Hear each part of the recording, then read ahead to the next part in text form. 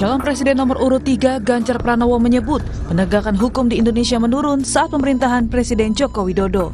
Hal ini disebabkan karena banyaknya intervensi dan rekayasa kasus oleh pemangku kebijakan. Dari skala 1 sampai 10, Ganjar pun memberi nilai 5 sebagai imbas putusan MK soal usia Capres-Cawapres. Rekayasa dan intervensi yang membuat kemudian independensi menjadi hilang. Dari yang imparsial menjadi parsial, dan kemudian itu ya kita kuliah, kita sekolah, UNM juga ada orang yang belajar, pasti banyak orang membaca. Udah deh, itu gimana? Semua yang dengan kasus ini jeblok. Poinnya, jeblok kira-kira poinnya berapa? 1 sampai 10. 5. Senada dengan hal yang Ganjar sampaikan, Wakil Presiden ke-10 dan 12 Yusuf Kala menyatakan bahwa penegakan hukum mulai menurun. Hal ini sangat penting untuk menentukan bangsa ke depannya. Soal hukum ini ya seperti katakan, kalau di Makassar saya baca Pak Ganjar mengatakan 5 gitu kan. Ya saya kira Anda juga mungkin sependapat itu, terutama karena soal terakhir ini kan. Ini yang menentukan bangsa ke depan. Sangat penting sekali. Jadi sekali lagi kita ingin menjaga bangsa negara ini aman ke depan mencapai tahun 45 seperti diinginkan Pak Jokowi. Tapi syaratnya ialah berlaku adil, berlaku netral. Begitu tidak maka bangsa ini akan mengalami masalah. Sementara Sekretaris Tim Kampanye Nasional TKN Prabowo Gibran Nusron Wahid buka suara soal nilai penegakan hukum di era Jokowi yang disebut menurun. Nusron merespon, Ganjar seharusnya bertanya kepada pasangannya Mahfud MD, karena Mahfud MD merupakan Menko Polhukam saat ini yang lebih bertanggung jawab soal hal tersebut, meskipun Presiden Jokowi memegang kendali selaku kepala pemerintahan. Baiknya Mas Ganjar, tolong menanyakan itu kepada Pak Mahfud MD. Walaupun presidennya Pak Jokowi itu. Ya tanyakan sama Pak Mahfud MD dong. Sementara soal penegakan hukum, Capres nomor urut 1 Anies Baswedan berharap tidak ada lagi kriminalisasi terhadap lawan politik. Menurut Anies, hukum tidak dipakai untuk kepentingan politik. Prinsip-prinsip penegakan hukum, prinsip-prinsip penegakan keadilan harus ditegakkan.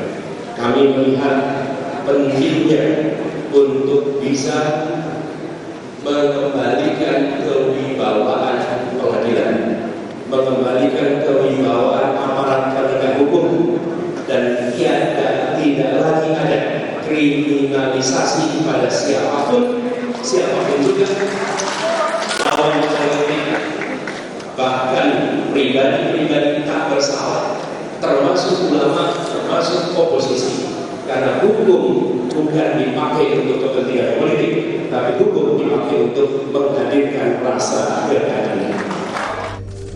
Publik pun berharap tentunya penegakan hukum ke depan tak lagi tajam ke bawah dan tumpul ke atas. Juga tidak ada lagi intervensi karena kepentingan para elit. Tim Liputan Kompas TV.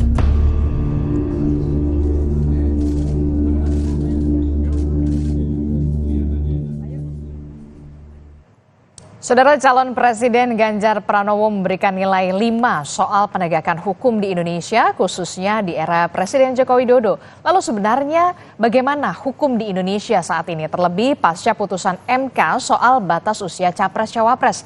Kita hadirkan perbincangannya di pagi hari ini bersama dengan sejumlah narasumber.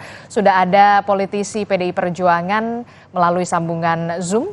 Ada Bang Andreas Hugo Parera, selamat pagi. Apa kabar? Selamat pagi, Adisti. Kabar baik, salam sehat. Iya, dan juga masih melalui sambungan Zoom ada Ketua Bapilpres Projo, Bung Panel Barus. Selamat pagi, Bung Panel. Selamat pagi, Adisti. Assalamualaikum warahmatullahi wabarakatuh. Dan juga di studio sudah hadir bersama kita ada pakar komunikasi politik dari Universitas Nasional, Profesor Lely Ariane. Selamat pagi, assalamualaikum. Pagi, Prof. Waalaikumsalam Adisti, Ya. Bang Andreas, Bang Panel. Kita ketemu lagi ya semuanya ya. Iya. Iya, ini kita masih membahas bagaimana kemudian calon presiden nomor urut 3. Ini jagoannya dari Bang Andreas Hugo Parera memberikan raport merah ini. nilainya katanya jeblok terhadap penegakan hukum di era Presiden Joko Widodo. Kenapa kemudian diberikan nilai 5? Ini kalau ibarat apa ya, mahasiswa ini nggak lulus kalau kata Prof. Lely. Nilainya D. Bung Andreas. Iya, itu kalau nilai ini D- itu. Jadi Adisti kan kemarin kita lihat konteksnya, konteks dari apa yang disampaikan oleh Mas Ganjar itu kemarin adalah dalam rangka ada diskusi panel di situ yang dimana moderatornya menanyakan soal penilaian dari Mas Ganjar terhadap pelaksanaan hukum, penegakan hukum di Indonesia. Dan saya kira poin yang disampaikan oleh Mas Ganjar sangat tepat gitu, dalam arti beliau melihat kasus-kasus yang terjadi terutama akhir-akhir ini berkaitan dengan peristiwa yang terjadi di Mahkamah Konstitusi, kemudian juga peristiwa-peristiwa sebelumnya. Cuma yang paling jelas dan yang paling transparan di situ adalah peristiwa di Mahkamah Konstitusi, dan ini akan mempunyai implikasi yang panjang gitu, dalam arti bahwa ini kan lembaga negara yang merupakan the guardian of constitution, penjaga konstitusi, dan itu sangat strategis gitu. Oleh karena itu peristiwa itu menjadi salah satu entry point untuk beliau menyampaikan bahwa dengan nilai raport 5 itu adalah hal yang sangat wajar gitu, dan untuk mengingatkan ke kita semua bangsa ini bahwa berkaitan dengan konstitusi kita tidak boleh main-main. Poin yang disampaikan oleh Mas Ganjar juga di situ adalah berkaitan dengan intervensi, dan intervensi ini tentu mempunyai kaitan kemana-mana, intervensi kekuasaan tentunya, dan kekuasaan itu tentu berkaitan dengan orang yang paling menentukan di dalam struktur kekuasaan itu. Dan di sini saya kira kita lihat bagaimana struktur kekuasaan dan hubungan-hubungan yang mempunyai keterkaitan dengan antara kekuasaan dan struktur itu yang kemudian kita lihat sebagai nepotisme yang ada di dalam sistem hukum kita dan sistem politik kita gitu. Dan apa yang disampaikan oleh Mas Ganjar itu adalah refleksi dari apa yang dilihat dan apa yang juga masyarakat lihat, apa yang juga masyarakat alami. Dan itu juga tadi dipertegas lagi oleh Pak JK, juga Pak Anies menyampaikan itu. Saya kira ini adalah peringatan buat kita semua. Kalau kita ingin negara ini menjadi negara yang maju, mencapai Indonesia emas di 2045. Basis dari sistem hukum ini harus menjadi suatu tatanan yang adil buat masyarakat. Nah, itu kata kuncinya gitu. Tapi kan kita tahu kemudian Pak Presiden Joko Widodo ini masih dalam kategori rumahnya masih merah begini ya. Kenapa kemudian Pak Ganjar ada yang mengatakan ya ini sebagai serangan begitu, apalagi tadi dikritik terus gitu ya, partai mengkritik terus. Nah, apalagi kemudian ini dibalas oleh Pak Nusron Wahid, coba tanyakan saja sama Pak Mahfud yang bagian dari pemerintahan. Kita tahu Pak Mahfud ini sebagai calon wakil presiden dari Pak Ganjar. Ini bukan soal hanya pemerintahan, tapi ini soal negara, Adisti. Soal negara itu adalah soal kita semua gitu. Bahwa kita ada di dalam pemerintahan bersama, tetapi tidak berarti bahwa kita membiarkan hal yang berkaitan dengan kenegaraan ini. Lembaga MK itu kan lembaga negara, bukan lembaga pemerintah gitu. Justru di situ poinnya gitu. Kalau pemerintah mengintervensi di situ, nah itulah yang menjadi poin kritik dari Mas Ganjar gitu. Karena negara itu adalah kita semua, rakyat, pemerintah, bangsa dan negara ini adalah negara gitu. Nah, disitulah saya kira hal yang menjadi titik lemah daripada persoalan penegakan hukum. Dan kalau Mas Ganjar menyampaikan itu poin dengan nilai 5, adalah untuk menjadi bahan refleksi untuk kita bersama. Oke. Kita mendukung pemerintahan Pak Jokowi ini ya untuk menjaga netralitas supaya tidak intervensi di dalam persoalan-persoalan hukum dan persoalan-persoalan termasuk juga persoalan-persoalan yang berkaitan dengan pelaksanaan pileg maupun pilpres ke depan gitu. Oke. Karena itu akan menentukan perjalanan bangsa ini ke depan, bagaimana kita membangun demokrasi ini. Oke. Jadi kita sangkap ini merupakan refleksi kita bersama, apalagi kemudian Pak Jokowi menginginkan Indonesia emas di 2045. Bung Panel, Persis. Anda melihatnya seperti apa ini pernyataan dari calon Presiden Ganjar Pranowo? Tak main-main kemudian Presiden Joko Widodo diberikan raport merah jeblok angkanya 5 untuk penegakan hukum. Ya, saya pikir kalau ini bicara tentang penegakan hukum dan kemudian dikaitkan dengan apa yang terjadi di MK, saya pikir ini logika yang agak salah. Ya. Salahnya di mana, Bung Panel? Ya karena soal MK ini kan soal tafsir konstitusi oleh MK atas gugatan yang sah dari masyarakat. Nah, sementara kalau diksinya kemudian penegakan hukum ini lain lagi menurut saya. Jadi saya ngelihatnya ini Pak Ganjar secara logika agak aneh gitu ya. Anehnya? Ya karena ini ini framing tentang penegakan hukum nilainya buruk. Karena soal MK ini soal tafsir konstitusi oleh MK atas gugatan yang sah dari masyarakat gitu loh. Dan yang kedua, apa yang disampaikan Mas Ganjar ini juga menempeleng menteri-menteri yang lead di bidang itu. Tadi dibilang Nusron ada Pak Mahfud, terus juga ada Pak Yasona Lauli sebagai Menkumham, gitu ya. Ini nempeleng dua orang ini sebenarnya secara tidak langsung, gitu loh. Dan ini saya pikir framing ini agak maksa, gitu. Urusan angka 5, 6, 7, atau 4 ini indikatornya juga apa kita nggak jelas. Gitu Mbak. Oke, jadi kalau menurut Bung Panel ini merupakan framing yang logikanya sangat aneh begitu ya? Atau Anda melihat karena memang ada kekecewaan di situ, kemudian akhirnya ada sampai nilai 5? Iya, Pak Ganjar mungkin lagi bingung ya. Bingung apa? Bingung kenapa Bung Panel? Bingung berposisi dalam posisi politik hari ini. Dia mau ngomong apa keberlanjutan, sudah ada yang lebih lebih dulu bicara itu, mau ngomong perubahan, sudah ada yang bicara tentang perubahan, sehingga jadi agak bingung gitu loh.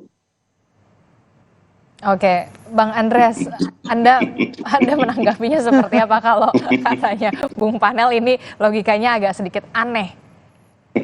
Bung Panel nggak tahu tuh, kalau kita bicara soal percepatan sekarang, bukan soal keberlanjutan, kita ingin mempercepat itu hal yang berkaitan dengan diksi dan narasi.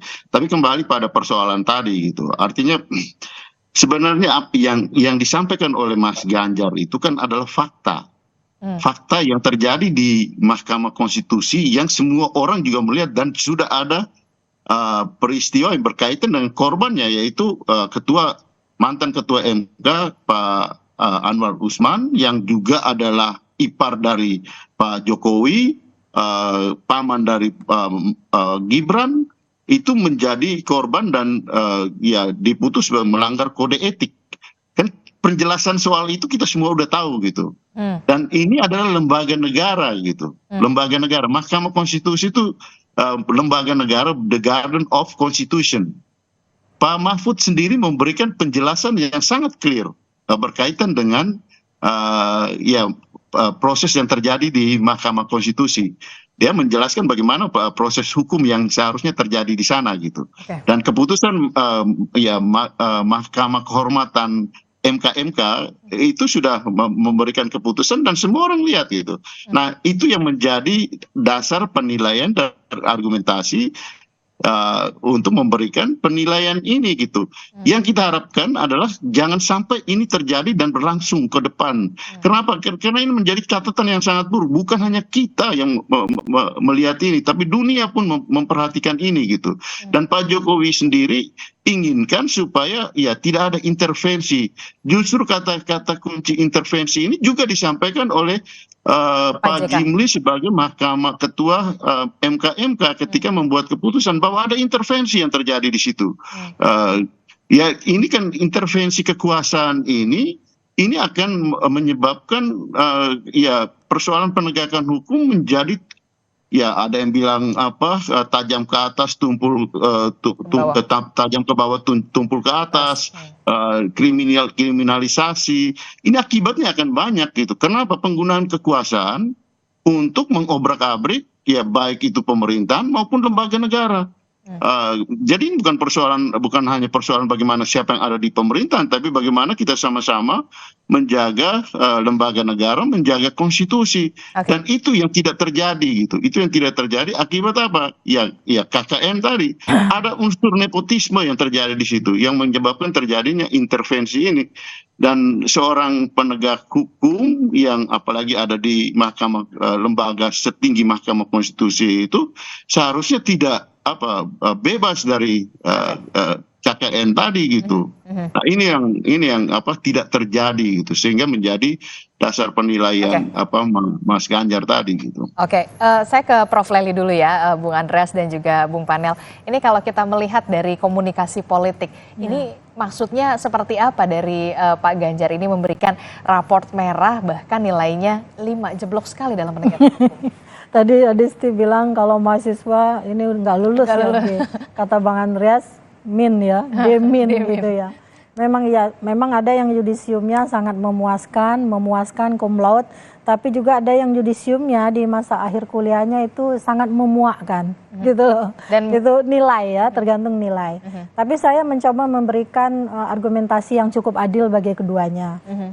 Memang tentang hukum ini menjadi sesuatu yang sangat penting loh. Itu sebab mungkin Kompas hari ini harus menulisnya di halaman muka ya. Iya betul. Cegah ketidakpastian hukum di Pilpres 2024. Artinya ini menjadi wanti-wanti semua orang, apalagi bagi para calon wakil presiden atau calon presidennya sendiri.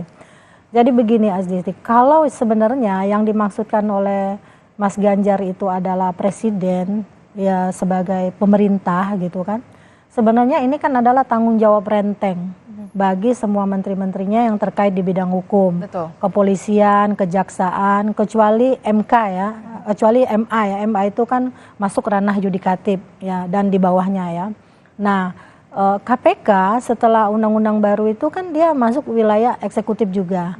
Artinya ini banyak persoalan yang mungkin juga dilihat oleh banyak kalangan, bukan hanya akademisi, bukan hanya calon presiden yang sekarang masih diperdebatkan di ranah hukum. Nah ini juga yang menjadi concernnya.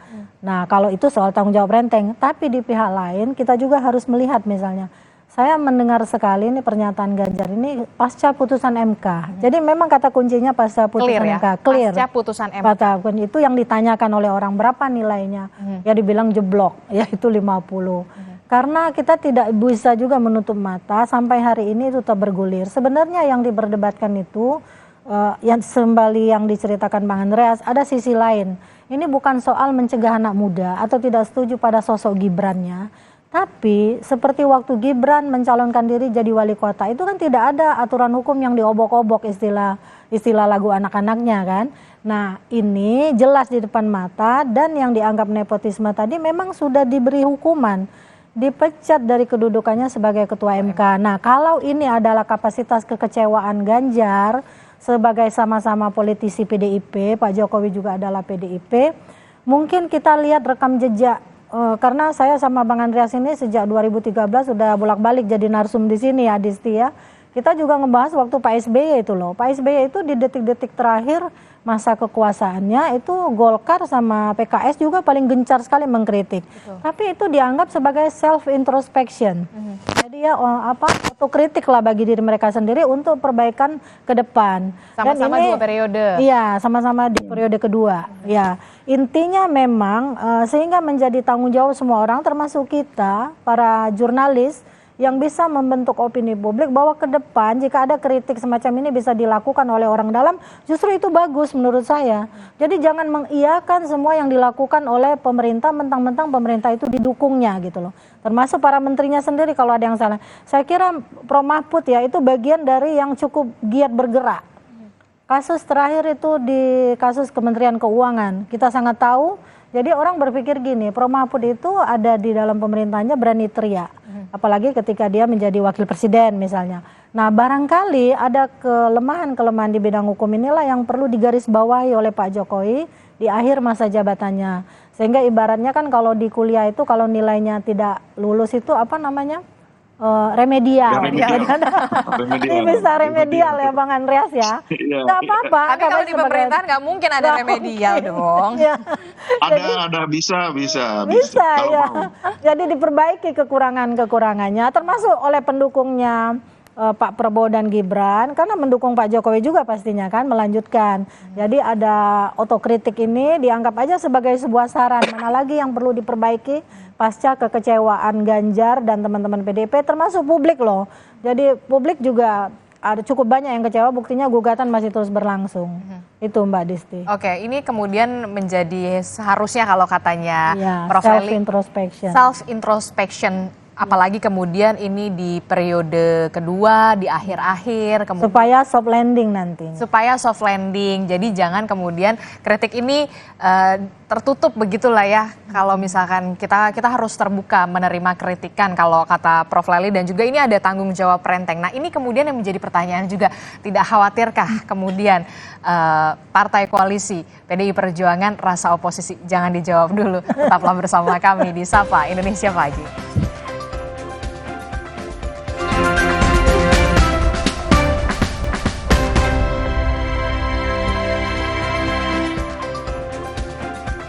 Terima kasih Anda masih bersama kami di Sapa Indonesia Pagi. Saudara masih membahas soal pernyataan dari calon Presiden Ganjar Pranowo terkait dengan bagaimana penegakan hukum yang kemudian diberikan raport merah nilainya jeblok. Dikatakan oleh Ganjar Pranowo nilainya 5. Masih bersama saya di studio sudah ada Prof. Lely dan juga melalui sambungan telepon dari PDI Perjuangan ada Bung Andreas Sugoparera dan juga dari Ketua Bapil Pres Projo ada Bung Panel Baru. Saya ke Bung Panel Baru. Bung Panel tadi kalau katanya Prof. Lely seharusnya memang ini otokritik, self-introspection kemudian di akhir-akhir jabatan dari Presiden Joko Widodo. Bagaimana Anda menanggapinya? Ya saya pikir agak rumit ya kalau yang kemudian memberikan penilaian juga nilainya nggak bagus-bagus amat sebenarnya dalam track record memimpin di Jawa Tengah gitu ya. Bagaimana persoalan penegakan hukum dan keadilan terhadap masyarakat di Kendeng, ya, di Wadas, di ibu kota Jawa Tengah sendiri Semarang yang selalu banjir. 2 periode ini nggak selesai. Terus kasus pemerkosaan di mana-mana di Jawa Tengah. Bahkan korbannya dipaksa mengundurkan diri dari sekolah. Ini juga persoalan sosial yang serius. Yang ada di rumah Pak Ganjar. Di tempat dia memimpin. Tambah lagi Jateng juga tercatat sebagai provinsi termiskin di Pulau Jawa kedua. Ya dengan tingkat pengangguran 10,98% ini gimana tuh. Jadi itu juga kritik ya, itu juga angka-angka yang tidak bagus gitu. Jadi maksud Anda kalau ketika mengkritik sadar dulu Anda sudah benar atau belum begitu maksud Anda? Iya itu Adisti yang ngomong lah. Tapi kan Presiden Joko Widodo harusnya terbuka dengan tangan terbuka menerima kritikan semacam seperti ini. Iya nggak apa-apa, namanya orang lagi usaha. Oke, namanya orang lagi usaha, Prof. Lely. Iya kan tadi kita udah contohkan waktu periode kedua zamannya Pak SBY kan yang paling kenceng itu Golkar sama PKS. Bahkan nyangkut bukan hanya soal hukum tapi kebijakan. Mereka yang menolak mentah-mentah kan gitu. Ya anggap aja itu bagian dari kritik orang-orang yang berada dalam lingkaran atau siklus yang sama. Betul. Nah, sehingga ini menjadi bahan untuk mencoba mana nih yang harus kita rancang untuk di samping menggolkan Pak Prabowo dan Gibran, tapi di akhir masa jabatannya Pak Jokowi soft landing saya bilang tadi, atau nice landed gitu kan. Nah, dinamika semacam inilah yang juga harus dibaca. Mungkin benar ya Pak Ganjar dengan segala persoalan hukum yang tidak bisa dia tangani atau belum selesai dia tangani di akhir masa jabatannya di Jawa Tengah. Itu juga menjadi kritik dia bagaimana dia menjawab nanti ke depan ya. Kan akan ada debat di antara mereka semua yang mungkin itu menjadi senjata masing-masing. Tapi saya kira semuanya akan sudah mempersiapkan itu ya, termasuk Prof Mahfud yang ada di dalamnya. Nah, dinamika semacam ini sekali lagi biarlah dua-duanya punya argumentasi masing-masing. Yang pertama tadi kan saya beri tempat dua-duanya nih Mbak Disti. Satunya ya udah tanggung jawab renteng. Tapi bagian dari yang tanggung renteng tadi Pak Mahfud sudah memperlihatkan sebenarnya yang saya bilang tadi di kasus Kementerian Keuangan. Mungkin banyak lagi yang bisa Pak Prof Mahfud buka nih sebenarnya.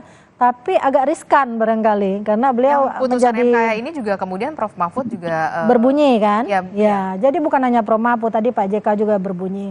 Nah, artinya kan tokoh-tokoh bangsa yang pernah terlibat, ada termasuk Pak JK. Pak JK kan pernah menjadi wakil presidennya Pak Jokowi, tapi ngomong juga hari ini. Mungkin kemarin berarti pada saat bertemu dengan Ganjar. Pak Ganjar juga mengatakan sependapat. Sependapat. Nah, artinya memang ada soal.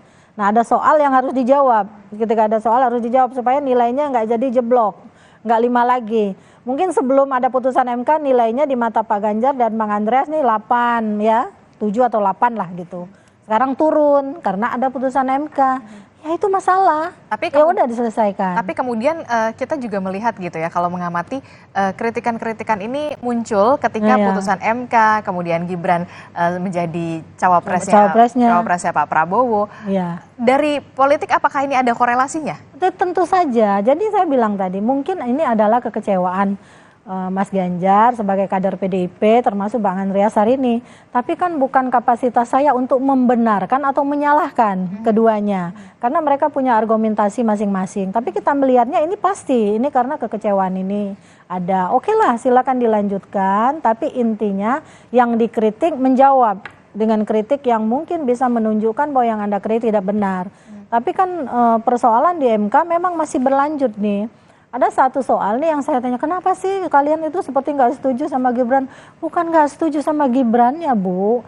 Kalau seperti waktu beliau mencalonkan diri wali kota kan nggak ada aturan yang diotak-atik, yang diobok-obok istilah ini sampai ini ketua MK-nya harus dipecat gara-gara mengubah putusan yang katanya menciptakan norma baru. Itu yang pertama. Yang kedua, seharusnya kan ketika mereka mendaftar ke KPU, KPU dulu merubah dulu PKPU-nya. Sehingga sesuai dengan putusan MK. Ini tidak diterima pendaftarannya sesuai putusan MK. Menurut teman-teman hukum ini juga bermasalah loh Bu Leli. Oh gitu ya ceritanya. Kalau soal hukum biarlah kalian yang berbicara. Saya bilang. Jadi saya mendengar argumentasi hukum yang semacam itu berarti dipandang dari segi politik ini potongan pesan loh. Menurut saya semuanya adalah potongan pesan. Bang Andreas tahu banget nih.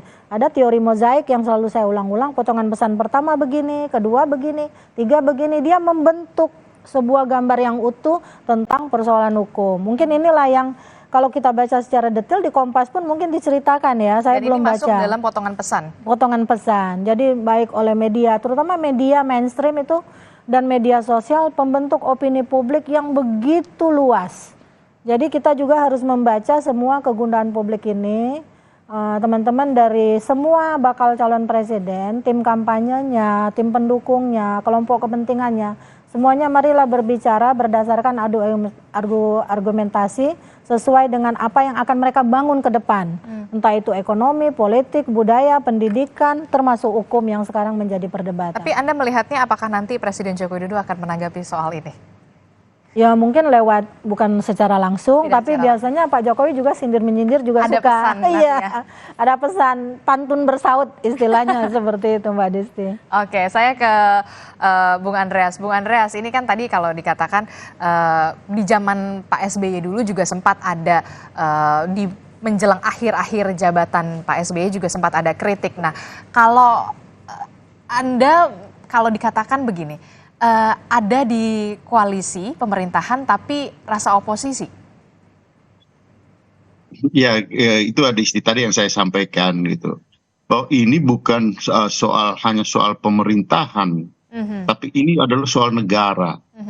Dan negara itu menyangkut pemerintah, menyangkut rakyat, dan menyangkut apa yang terjadi di dalam proses kehidupan kita bersama sebagai bangsa dan negara kesatuan Republik Indonesia ini gitu. Dan persoalan yang di awal tadi yang ditanyakan dan kemudian disampaikan oleh Mas Ganjar itu berawal dari persoalan yang ada di MK. Nah, kalau kita lihat persoalan artinya kita harus mengidentifikasi apa sih persoalannya. Persoalannya itu kan adalah kekuasaan dan nepotisme yang terjadi di dalam kekuasaan itu gitu, di dalam proses ini gitu. Nepotisme ini menyangkut siapa? Yang menyangkut hubungan kekeluargaan yang ada di sana, sehingga ada orang yang menyampaikan ini mahkamah keluarga. Ya itu tidak salah akhirnya, jadi ya karena fakta-fakta itu mendukung persoalan yang ada di sana gitu. Ada kekuasaan yang mengintervensi, dan itu juga yang disampaikan oleh Mas Ganjar gitu. Jadi apa yang disampaikan oleh Mas Ganjar yang kemudian dengan penilaian itu adalah refleksi dari persoalan yang juga dirasakan dan dilihat oleh masyarakat gitu. Nah, jadi kalau mau menyangkal dari sini sebenarnya kita mengingkari apa yang sebenarnya terjadi. Ini kasus, tapi ini jangan sampai, makanya disampaikan itu supaya ini jangan menjadi menjadi suatu fenomena yang berkelanjutan. Kenapa? Karena ada juga indikasi-indikasi yang memanfaatkan aparatur negara. Dan itu dialami sendiri oleh beliau, oleh Mas Ganjarnya. Ketika terjadi apa yang terjadi di Bali, apa yang terjadi di Pematang Siantar, apa yang terjadi dengan kader-kader partai, ada beberapa personil yang ada beberapa orang yang juga diintimidasi. Nah, ini kan kayak kasus-kasus yang akan menjadi bumerang, yang akan menjadi mengganggu proses demokrasi yang sedang berjalan melalui pemilihan yang kita harapkan ya langsung, umum, bebas, rahasia, jujur dan adil. Nah, ini hal yang menjadi persoalan identifikasi kita terhadap case yang disampaikan oleh Mas Ganjar tadi yang kemudian menyebabkan beliau memberikan penilaian. Argumentasinya itu gitu, Mbak Adisti. Argumentasinya memang karena memang putusan MK begitu ya. Nah, kalau tadi menyambung perbincangan dengan pernyataan dari Bung Panel yang mengatakan ini yang mengkritik Pak Ganjar ini ada juga persoalan nih di Jawa Tengah yang belum selesai. Jawaban Anda soal ini? Ya, sampaikan apa persoalannya gitu. Apa persoalan bahwa ya pasti tidak ada satu pemerintahan yang sempurna. Mari kita menyampaikan itu dengan data, dengan fakta yang kemudian ya kalau memang ada hal yang kurang ya kita perbaiki bersama gitu ke depan. Yang kita harapkan adalah ya bagaimana proses pemerintahan ini berjalan untuk kepentingan kita semua, termasuk yang sekarang kita alami itu adalah bagaimana proses pemilu ini berjalan demokratis, berjalan sesuai dengan aturan mainnya gitu. Nah, ya kita ya bisa kemudian ada hal-hal yang lain yang disampaikan oleh Mas Panel tadi kan ya kumpulan persoalan, ya silakan mana persoalan yang ini gitu. Yang mungkin pada kesempatan yang lain kita akan berdebat soal itu gitu. Tapi marilah kita lihat masalah yang pokok persoalan yang berkaitan dengan penilaian Mas Ganjar tadi. Apa alasan Anda untuk mengatakan tidak gitu? Nah, ini persoalan kita bersama gitu. Dan persoalan ini menyangkut ya kekuasaan. Siapa yang punya kekuasaan di sini gitu? Bagaimana kekuasaan itu dilaksanakan dalam kaitan dengan hubungan antara kekuasaan dan pelaksanaan penegakan hukum yang seharusnya adil untuk semua gitu. Tapi di sini ada unsur nepotisme yang sangat dominan dan dilihat dan kemudian sudah terbukti terjadi di situ. Bung Panel kalau kita melihat lah kalau misalkan Anda menyebut ya ini sebagai bagian usaha ketika pernyataan kritik ini berasal dari Pak Ganjar begitu. Tapi kemudian kita kemarin melihat Pak JK Yusuf Kalla juga sependapat soal ini. Ya, saya pikir nggak ada masalah ya. Setiap orang beropini, setiap orang mempunyai penilaian, tapi posisi saya tadi sudah saya sampaikan bahwa soal MK, soal putusan MK apapun itu soal tafsir konstitusi MK oleh atas gugatan yang sah dari masyarakat. gitu loh. Kalau bicara penegakan hukum, kita bicara hal lain yang lebih luas. Tadi Bu Leli juga sudah menyampaikan, gitu ya, gitu. Nah, sayangnya apa yang disampaikan Pak Ganjar tentang nilai minus tadi terkait penegakan hukum di era Pak Jokowi, ini juga mantul ke kolega-kolega beliau, ada Menkumham, ada Pak Mahfud MD, terus juga mantul ke dirinya sendiri, karena ada proses penegakan keadilan dan kepastian hukum juga di Jawa Tengah yang nilainya nggak bagus-bagus amat. Nah, kalau kemudian beliau hari ini bicara seperti itu, ya komentar saya tadi, namanya juga orang lagi usaha, gitu loh. Oke, tapi usahanya usaha apa maksudnya? Ya usaha lah dalam konteks pemilu 2024 ini, gitu. Untuk menaikkan elektabilitas maksudnya? Ya bisa jadi, itulah. Makanya tadi di awal juga saya bilang lagi bingung. Mau bicara tentang keberlanjutan, sudah ada yang pakai, mau bicara perubahan, sudah ada yang pakai. Tapi kan kalau kata Bung Andreas tadi bukan keberlanjutan lagi, tapi percepatan. Iya, Iya, berubah. Percepatan ini, top juga ini Bang Andre ini. Iya, berarti bukan keberlanjutan lagi, Bung Panel. Percepatan. Oke, Prof.